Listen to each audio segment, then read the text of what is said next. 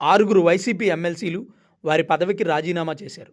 మండలి చైర్మన్ వారి రాజీనామాని పెండింగ్లో ఉంచారు. ఆంధ్రప్రదేశ్లో అధికారం పోయిన తర్వాత వైసీపీ మండలిలో బలంగా తమ గళం వినిపించింది. కానీ ఆశ్చర్యంగా ఎమ్మెల్సీలు ఆరుగురు వైసీపీకి రాజీనామా ఇచ్చారు. ఆ రాజీనామాపై మండలి చైర్మన్ స్పందించకపోవడంతో హైకోర్టు ఆదేశాలు జారీ చేసింది. 4 వారాల్లోపు వారి రాజీనామాకు సంబంధించిన వివరణ ఇవ్వాలని శాసన మండలిని కోరింది. రాజీనామా చేసిన వారిలో కర్రి పద్మశ్రీ, పోతుల సునీత, బల్లి కళ్యాణ చక్రవర్తి, మర్రి రాజశేఖర్ రెడ్డి, జానియా కానం, జయమంగళ వెంకటరమణ ఉన్నారు. వీరి రాజీనామాను అంగీకరిస్తే వీరు వెళ్ళి కూటమిలో చేరుతారు.